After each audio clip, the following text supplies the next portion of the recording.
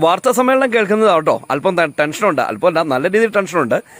വാർത്താ സമ്മേളനം കേട്ട് നേരെ ലാപ്ടോപ്പിൻ്റെ അടുത്തേക്കാണ് പോയത്. ഏകദേശം സമയം 4 മണി ആയിട്ടുണ്ട്.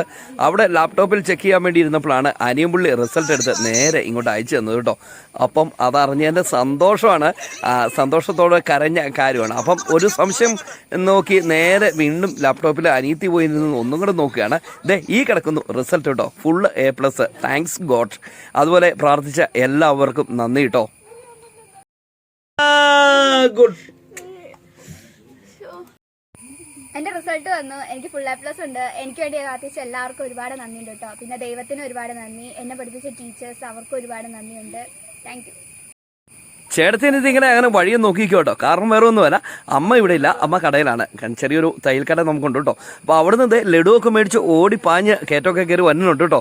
അപ്പം വന്ന ഉടനെ തന്നെ മോളെ കെട്ടിപ്പിടിച്ച് നല്ലൊരു ഉമ്മയൊക്കെ കൊടുക്കാനുണ്ട്.